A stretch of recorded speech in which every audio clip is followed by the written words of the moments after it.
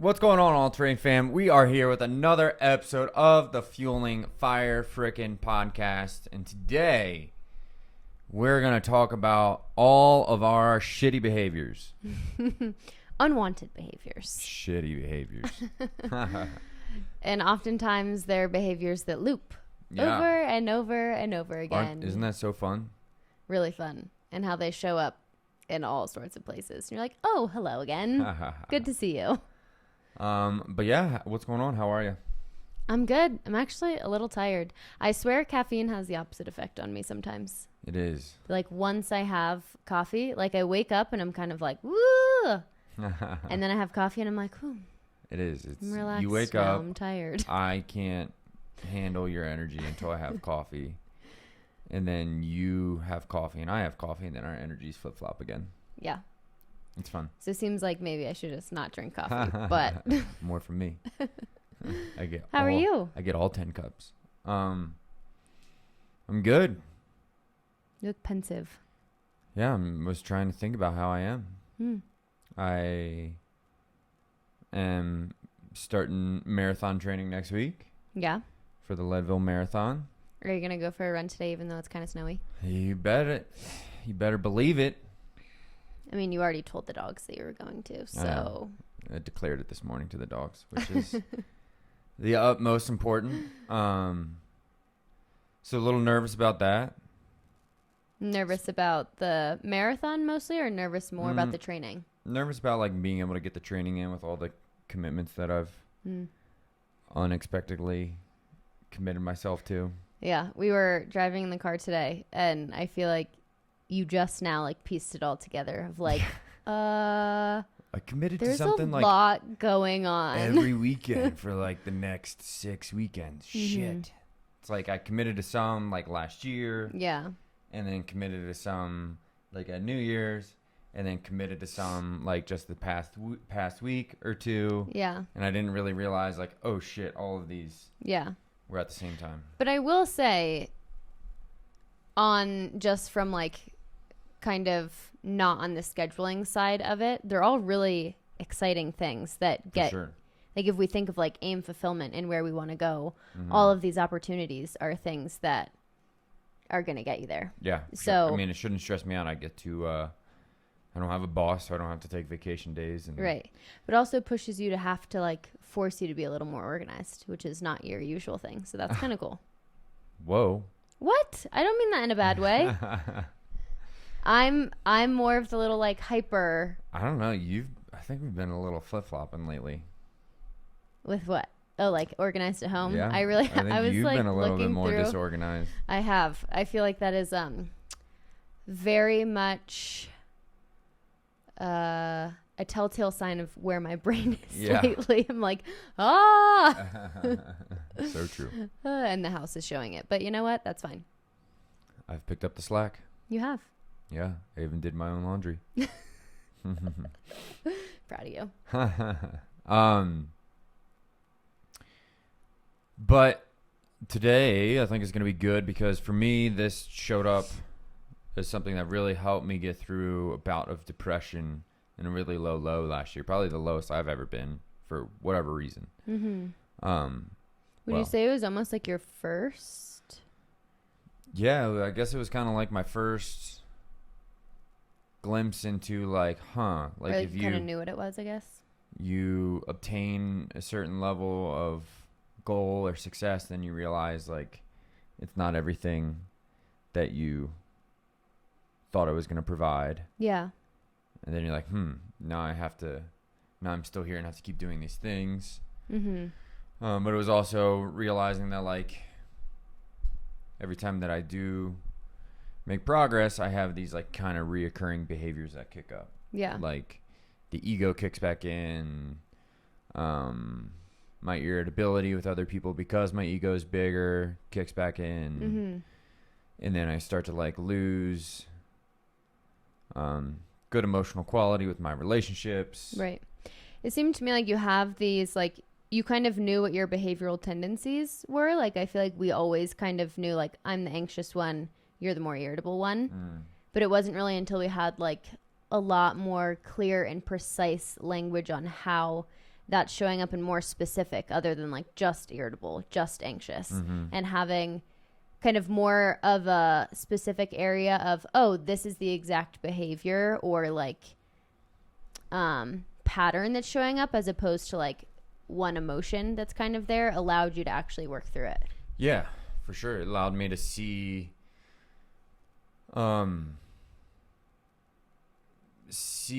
like kind of what are the cues to when like these bad behaviors kick back in, like what's happening before the antecedent. Yeah. And so it also, like you said, we don't necessarily like, it was things that we kind of knew, but I didn't necessarily like ever have a formulation of like, this is when it's played out bad in my life, this is how I could have done things better, here's how I could do things moving forward. And so once I got working around those things, I was in a pit of despair. It allowed me to now view my position with informed optimism, right? Like stage 5 of growth. Yeah. You know, where I felt like everything was spiraling, but the spiraling was happening on the inside. I needed to do some reflection, and then once I got clear with myself, I was able to have some informed optimism to figure out how to get out of that hole. And I think, you know, for a lot of our 10 Points Happier athletes, persons of growth, POG, I think this will be good. I think this is something that many people need to do. I think you still have to do it. I don't think you've done this drill. Yeah, no, actually, I was like looking through it, and as I was creating these resources, I was like, there's some stones in here to uncover.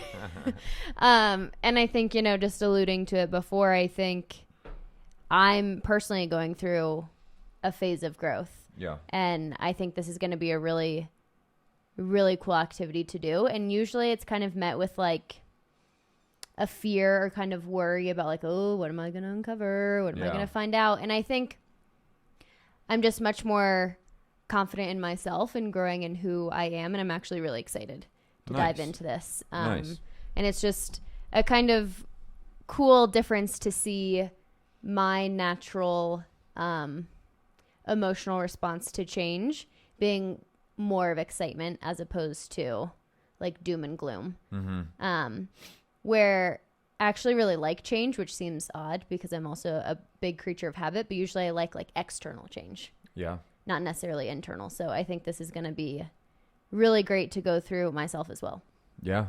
Yeah. I think it's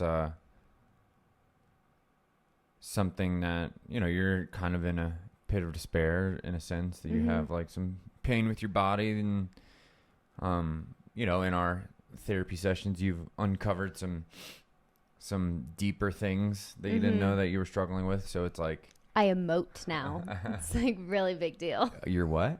I emote, like I show emotions. Oh. Now. New term. Learned something today. Emote.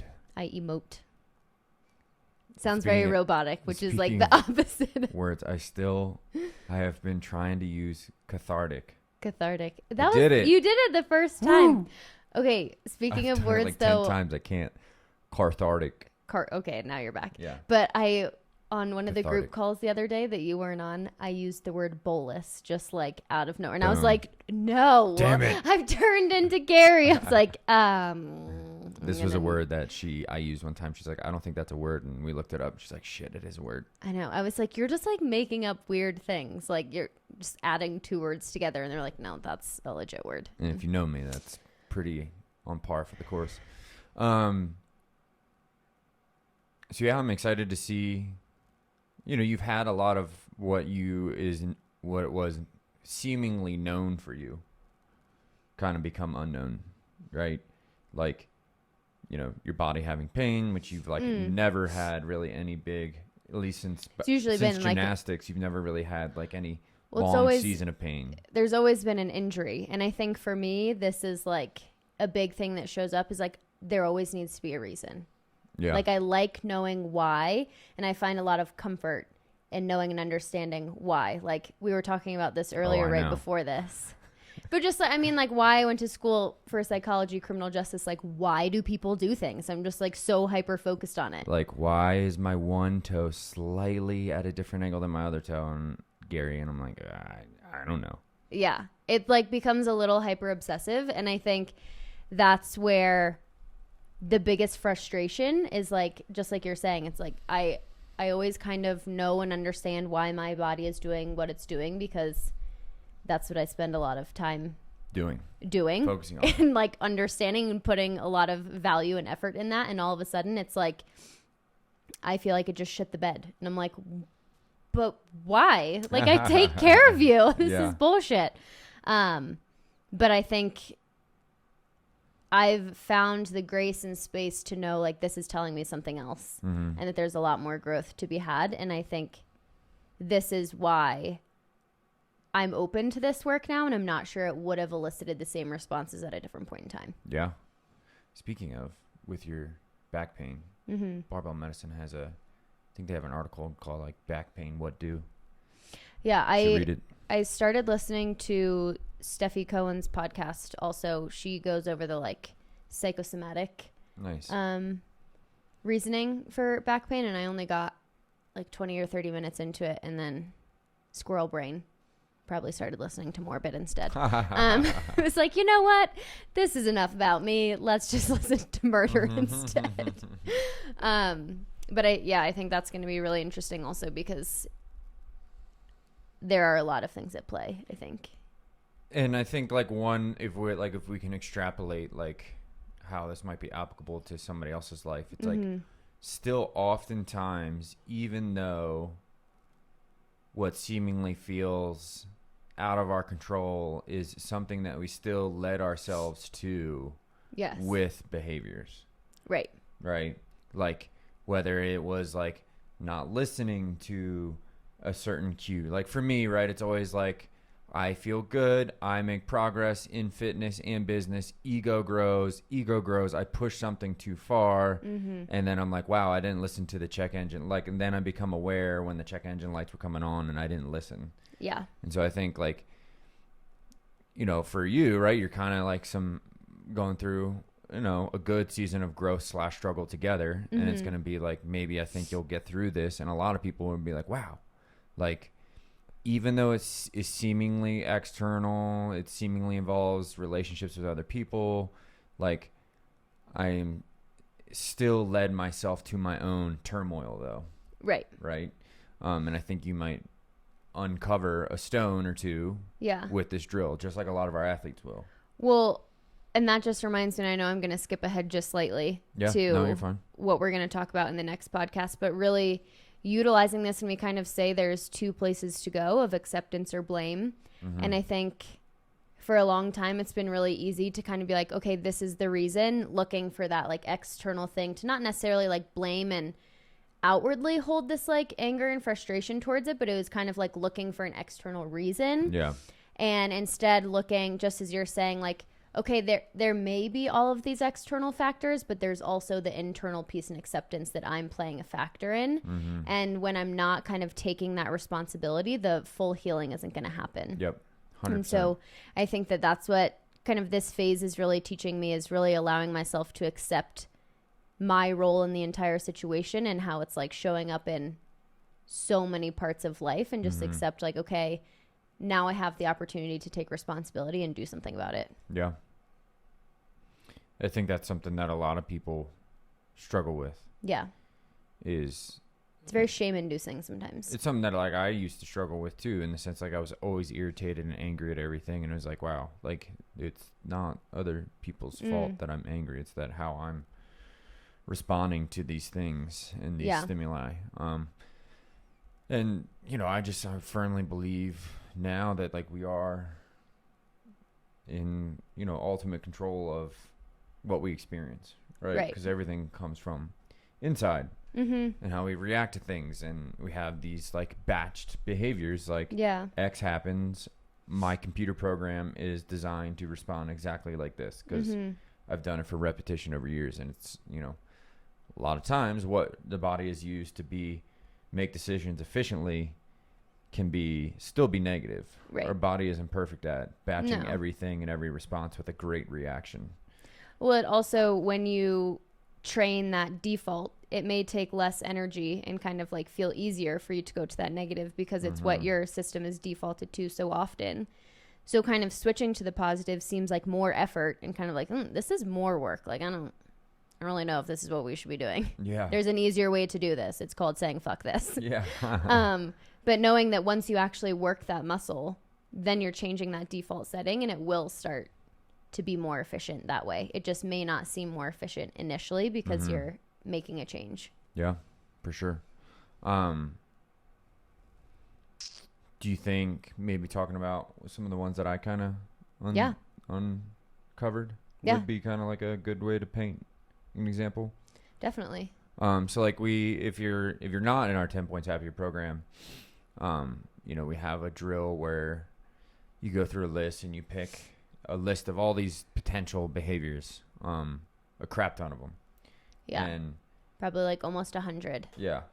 And they're split into different sections. So each section you pick 2 of ones that you feel like would be most noble to work on. Mm-hmm. And then you narrow the 5 sections down to just 3 behaviors. And we can, I think we changed them to 6 sections just because my OCD with things looking nice on a piece of paper. But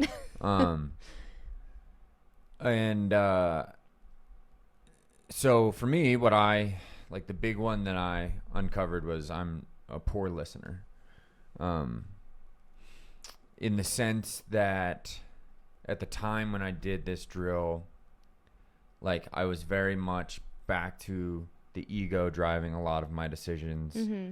I'm in the driver's seat. Quick sidebar. Yeah, go for it. When you did this activity and chose those behaviors, were you in the pit of despair or were you already on your way out, would you say? I was in the pit of despair. Okay. So like this is kind of like when you're in the thick of it and you're like, all right, I'm not being a great listener. I could be a better listener. But that's kind of like when you chose it, is when you're kind of like down in it. Yeah. And that, and again, in a pit of despair, people, if you're in a place of blame, you're not going to be able to see what might be a possible solution for you to get out, right? Like if I had been in a place, like I knew something was awry, and I knew some, things were not creating pleasant experiences for me. Right.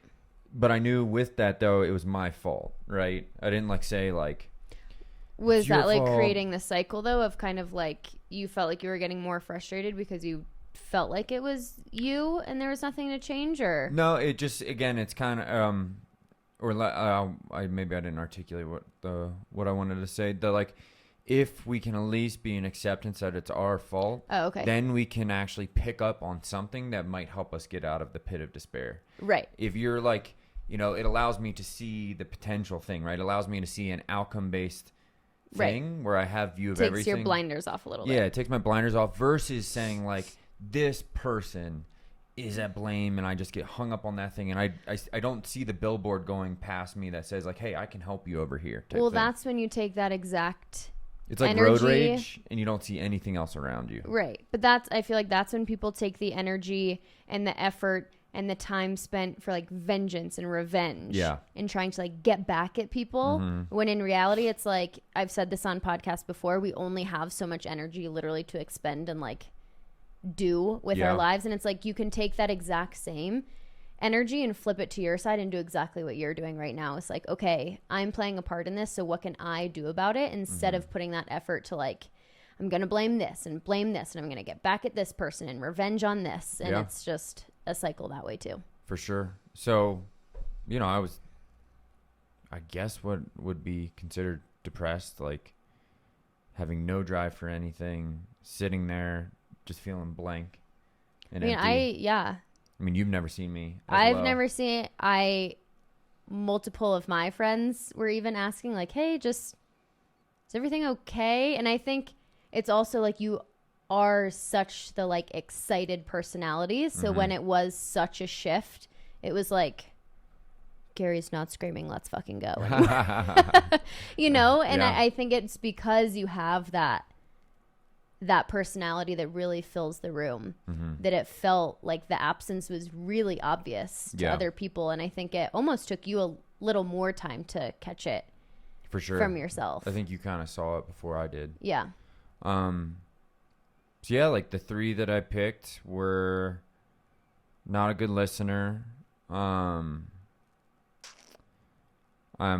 anxious, fearful, and something else. I think I highlighted that one too. And then what was my third one? Something about creativity. Oh, that I get so wrapped up in creative things that I can't focus on practical implementation. I get so caught up in idea that I don't want to go to implementation. I get high on ideas. Yeah.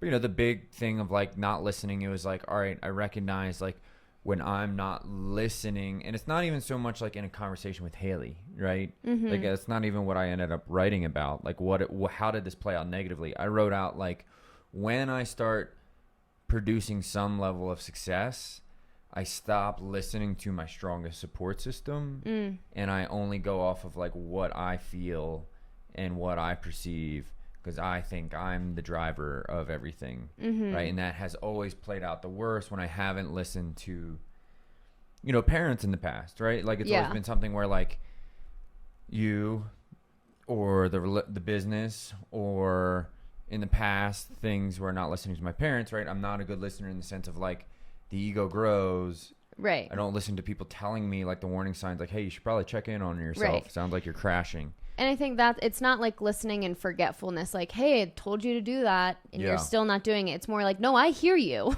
Yeah. I'm opting to not listen to what you're saying. Yeah. Of just kind of almost knowing where it's like, okay, I hear you, but this is my trajectory and this is where I'm going. But I think that kind of fuels into your second one of creativity, where it's like, this is my creative vision, and it's really hard for me to listen to this external input because I'm so focused on that creative side that this external listening could be that practical side that's kind of like, psst, hey, I'm just trying to let you know about this, and it's hard for you to direct your focus. It is elsewhere. You nailed it, because with the creative thing is, like, I always get to a point where I get a creative idea, and then the ego's like, oh, you created it, it's good, you don't even have to prove its actual legitimacy, right? Yeah. And so since I didn't, you know, I get into the creative, I don't see if it actually works. The ego grows thinking like I accomplished something even though I didn't. And then I don't listen to other people saying, like, hey, maybe you should, like, implement this and try it, or, you know, execute upon that, right? And so then, you know, I get into too many things. I'm not listening to too many people. I'm spread too thin. I'm all these things anyways. So every time I've fallen into a pit of despair, it's always come from the ego's growing too large. Yeah. I'm getting too wrapped up into creative without any proof that, like, the shit I'm actually creating is even worth its grain and salt. The energy, yeah. And I'm not listening to people who are telling me, like, I'm down the rabbit hole. Like, my dad would love this one because he's, like, always been like, dude, you're going down the rabbit hole again. And it's like, I do go down the rabbit hole with the ideas, and when I'm in the rabbit hole, it gets very hard for me to hear those who love me the best and know me the best, hear their words of wisdom. Yeah. I feel like for some reason I have this visual of, like, your dad goes down the rabbit hole with you, but, like, in the hopes to pull you out of the rabbit hole. It's always like he goes straight down with you, but it's kind of like, Gary, get out of the rabbit hole. Right, like, it's so true. Come on, this way. But I'm like, he goes straight down with you, where I'm like, bye. You went there. That motherfucker is equally a rabbit holer as me. Well, that's what I'm saying, where I'm like, he does it too. Yeah. But when he does it with you, it's like, well, and that's so funny because then I did that with my sister. Oh my God, you did. I straight up. Snowing again. I brought out the piece of paper. She was like going down some rabbit hole. And I said, all right, we're going down this fucking rabbit hole together. And went till 2 a.m. and figured out her life. So should I vow to go down rabbit holes at our wedding? Is that part of the Dubs way? No, we don't need another person to go in. You just needed to be blanket. Y'all are in a rabbit hole. Shut the fuck up. So anyways, for those of you out here, like, trying to paint a story of, like, recognizing behaviors that reoccur in my life and have in multiple seasons of pit of despair. It's always because I've let these little tendencies grow. I'm not listening to my closest support system who's telling me, like, maybe you need to back off, or maybe you need to do this, or chill out, or whatever. I'm not, I'm not slowing down to actually implement one thing at a time and get good, valid data, right? And good data points that it works. Right.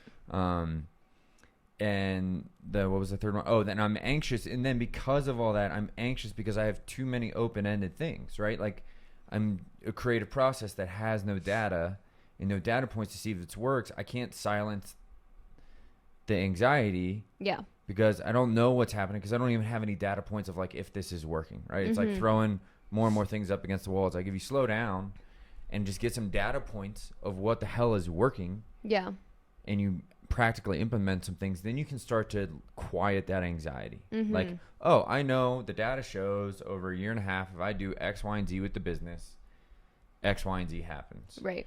It's like content. Like for us, it's like, I know if I back off content 2-3 weeks from now, we have less calls. Yep. And so for all of us, it's always like whether it's relationships with somebody else, whether it's, going through a season of growth, like we all have these behaviors that whether we, in your case, whether we like to listen to, whether we think it's external or not, it's really always internal. Yep. Always something is getting you to feel a certain way. Like if you're depressed, right? We talked about this the other day, and you've been reading The Body Keeps a Score. Yeah. Where it's like, cool, if just taking antidepressants or anti-anxiety pills were the cause, like we should see some data that depression and anxiety are going, or the fix, sorry, if they're the fix. Right. The fix all be all. Then we should start to see that number go down. Yeah, but a lot of people are just like, I don't know, I'm depressed. It's like, why are you depressed? Like the check engine light is going off for a reason. Yeah. Or why do you have a lot of anxiety, right? Like anxiety is there to warn you that there's a lot of open ends in your life and you're worried about a lot of potential future outcomes of what may or may not happen, right? And so all of these things, like how we're feeling, anger, irritated, it's how we're experiencing expectations with others. If we're feeling a lot of anxiety, it's because we're not very clear with ourselves of like, how we could potentially, whether it's financials, right? Have a plan. You want to quiet down the thing. Right. You want to quiet down the anxiety about your financials. Have a plan so you can look at the data, right? Well, I just know right here, this is the certain amount of money I have to spend. And if not, right? Right. I don't. Well, and that's, I think, having the right people for support in coming up with that plan gives that objective view, and always having someone kind of coming from an outside perspective to take the emotion out of it and just help you make that decision with more of an objective lens as opposed to that emotional lens.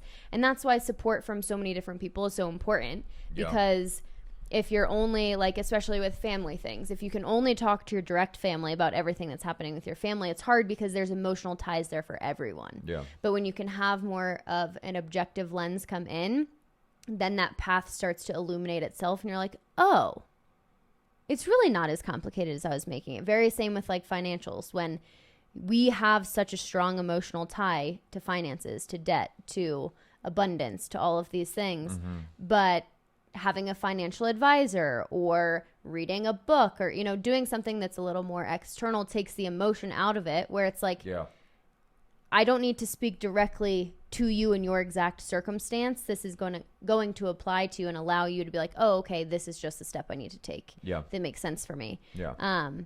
But and that kind of like takes the blinders off too, where it's like, oh, okay, I can at least now start to formulate that plan and start to get small wins there. And that's just going to keep it going. For sure. And then we start to replace a repeating negative bad behavior with a new behavior. And that's kind of the whole goal, right? And that's the whole goal of 10 Points Happier is like, we want to help people navigate from point A to point B in a way that's more efficient, not only just with the actions that they're taking, but their emotional response and intelligence with themselves, right? And so with this whole drill, and sorry to cut you off, with this whole drill is to recognize, like, when has this behavior played out negatively? How could you have done differently? Now, how could you extrapolate that going forward? So now for me, what I recognize is, like, if I'm feeling anxious, there's probably not good concrete data.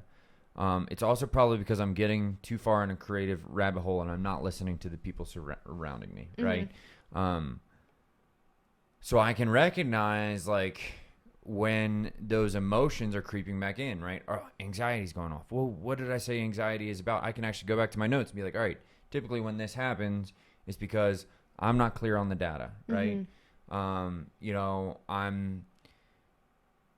all the above. The other two things, I don't need to beat a dead horse, but, I can be aware when those emotions or feelings are creeping in. Be like, all right, here's this repeating emotion and feeling. It's a check engine light to be like, all right, you're going down the fucking rabbit hole again with this behavior.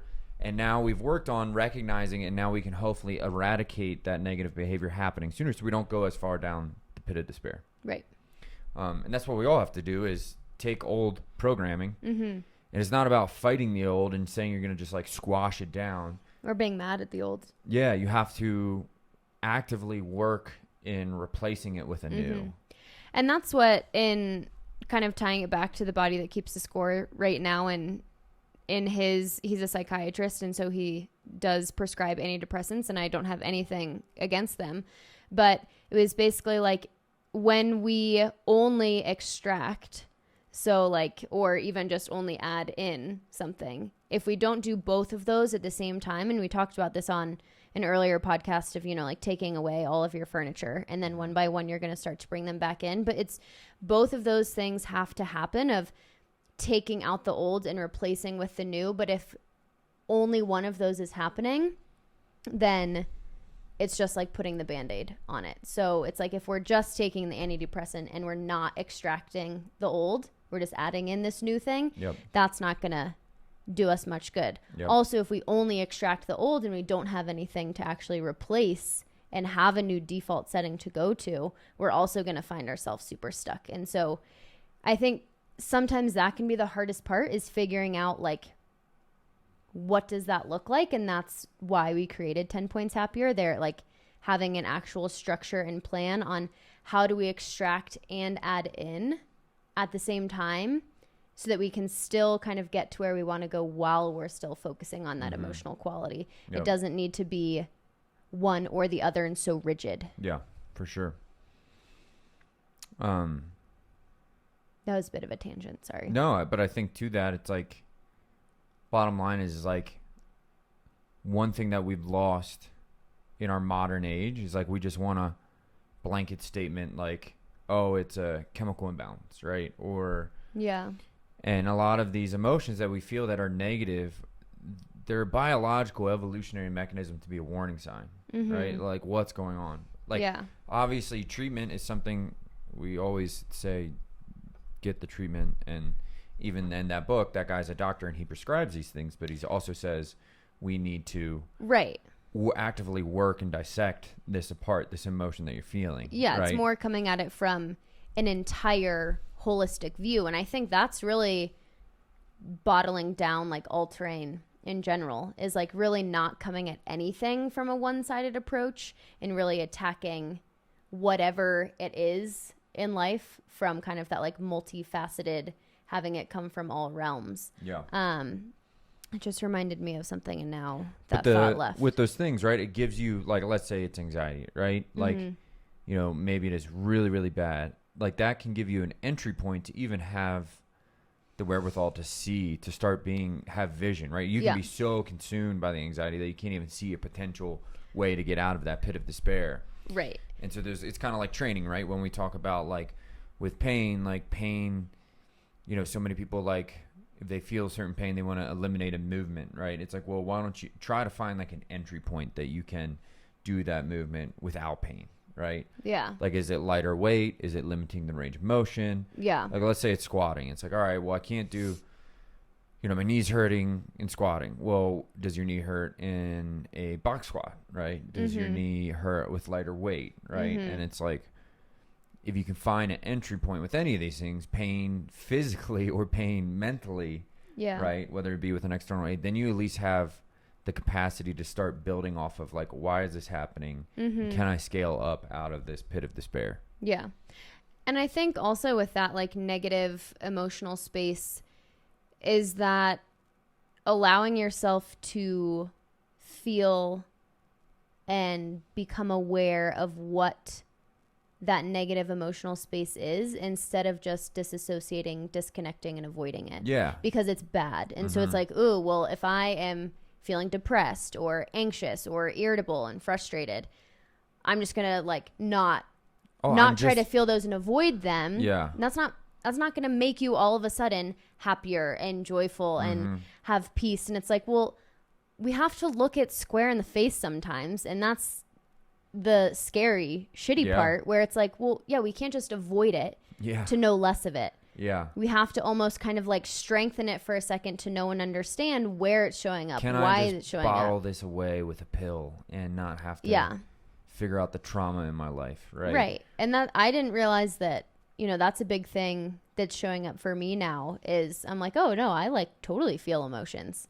And it's like, no, you're aware they're there. And then you are just like, yeah. Those are like in a box there though, like with a lid on it. And it's really pretty and it's like not contaminating the air.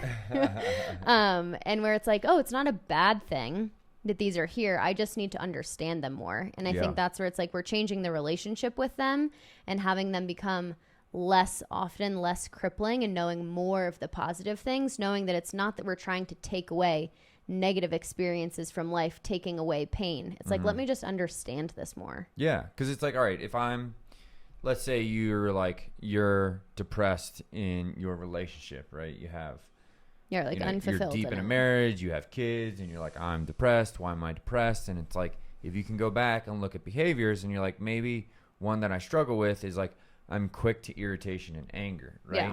And then you write about like, well, every time I'm quick to irritation and anger, my significant other presents their protest behavior, and then our relationship falls apart, and then that's when my depression kicks up, right?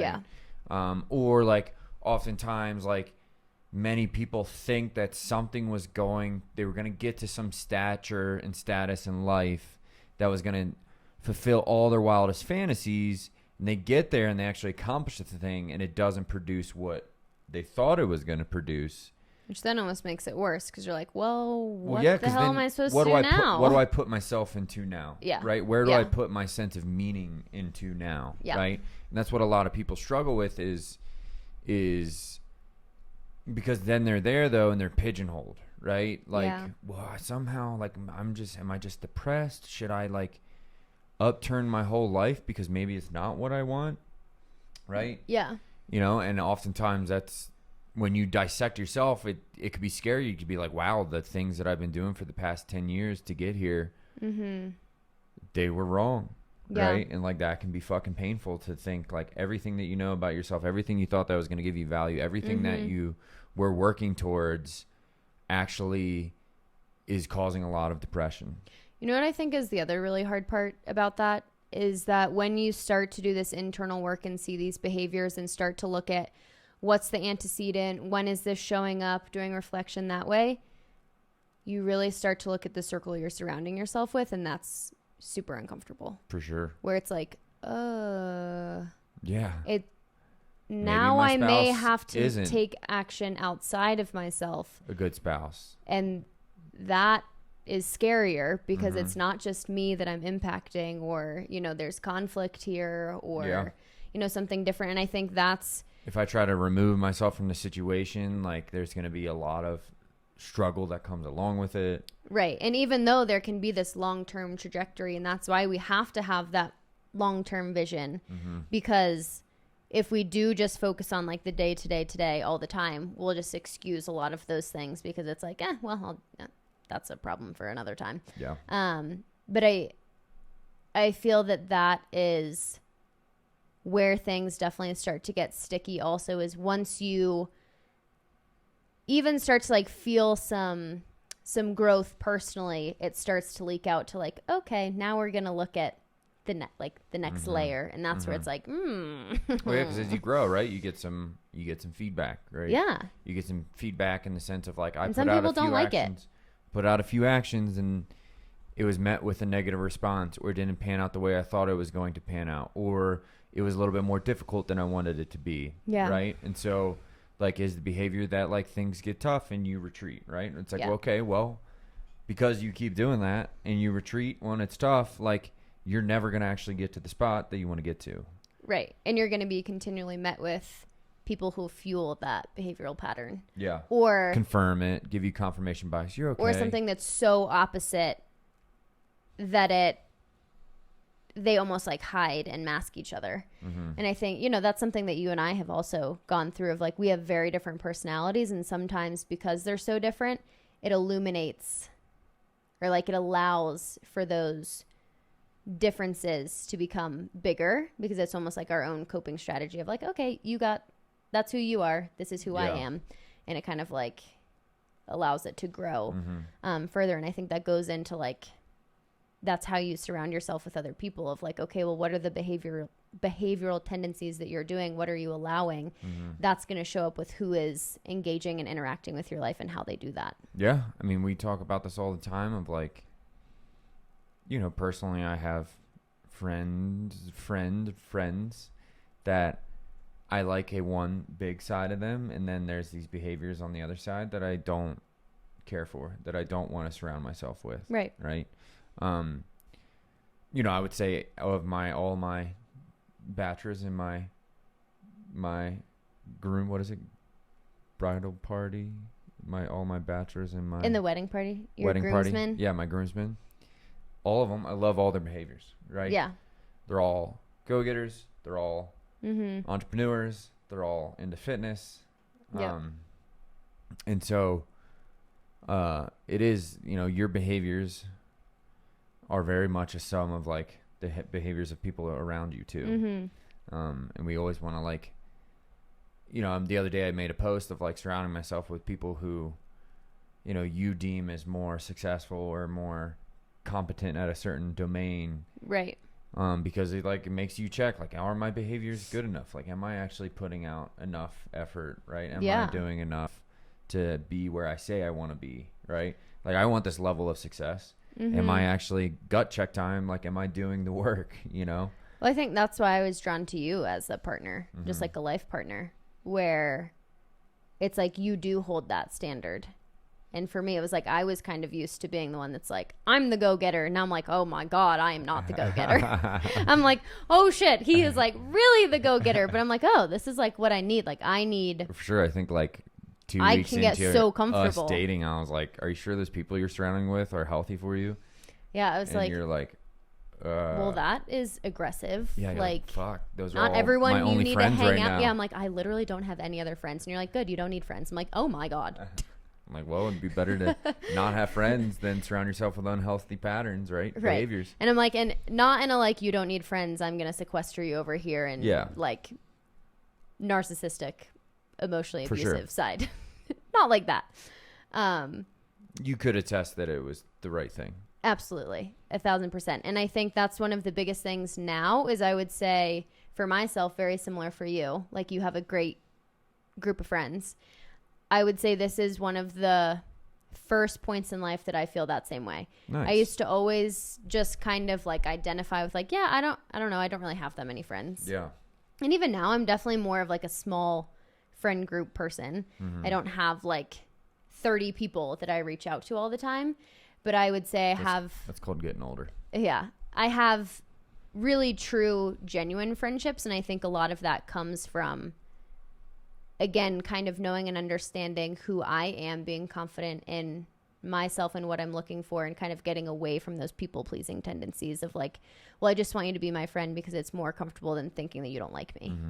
And I'm still working on that for sure. But yeah, I mean, it's just, we're the bottom line, this lesson, it's like, if we can be aware of these programs that we have, these subconscious programs that we have in our subconscious, which are called behaviors, if we can be aware of the negative ones or the ones that keep pulling us down into a pit of despair, like, we can potentially be aware of them, not execute upon them, and make our human existence have much less suffrage, right? Yeah. That's all what we're trying to avoid, right? Everything is to avoid pain, to avoid depression, to avoid sadness, to avoid anxiety. I think just like knowing more fulfillment. Avoid fear, and on the it's what we're running away from, right? And what we're running towards. Yes. And if we have to be aware of thyself. Know thyself. And not lie to ourselves, right? Not lie to like, hey, you know, I've been in 3 marriages and all 3 marriages weren't my fault type thing. It's like, well, who the fuck's the common denominator? Yeah. Right? Yeah. Like, they all left. You're still here. Like, it takes 2 to tango. Like, you should maybe take a little fucking second to check your ego and see some recurring behaviors that happen for you that you can't sustain a relationship.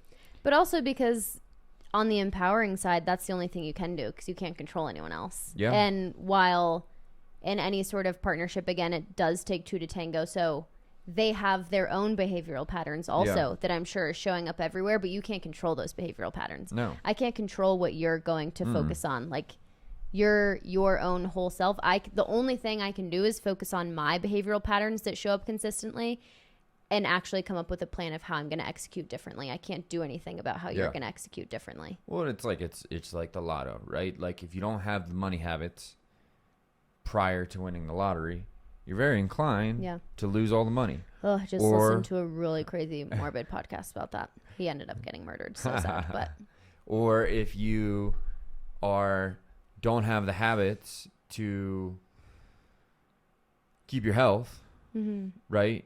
You're going to keep yo-yoing it. Right? It's the same thing. It's all these, like, what are my self-habits? What are my behaviors with food, with wealth creation, with relationships? What are my responses and what are my default bad behaviors that keep letting me not be able to sustain this thing? Everything is about what are your behaviors with certain things that allow you to keep that level of sustained fulfillment, but also avoid suffrage. Right. Is that it? Yeah, I think you said that beautifully. So I mean, just kind of like an action item for everyone to just think of like 3 things, 3 patterns that show up consistently over time. And if it's helpful to kind of break it into health, wealth, relationships, that's great. But I think especially like as you have seen, those 3 patterns usually show up in all 3 of those situations. Yep. And just taking time to reflect like, okay, this pattern is showing up like I'm not the best listener, or I'm quick to anger, or I'm too perfectionistic, or I have a hard time with plans changing. Like, just think of kind of things that cause internal conflict in yourself, right? Yes. That are eliciting a low vibration energy. Right. And just, it doesn't need to be low like vibration emotion. Like, if you're feeling angry, irritated, frustrated, anxiety, sad. Yeah. Like, what is that telling you? Right.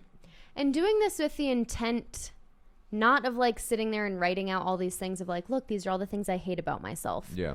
Like, doing this with the intent of I'm going to pick these 3 things that I know have negatively shown up in my life, and I'm going to do something about it. Yep. Because this is not the story that I'm going to keep writing for myself. I'm going to change it. And that's where it's having that future reflection of like, look, this is how it showed up in the past and how it negatively impacted this way. And this is what I'm going to do about it differently in the future. This is how I'm going to catch it. This is how I'm going to change it. This is how I'm going to shift it.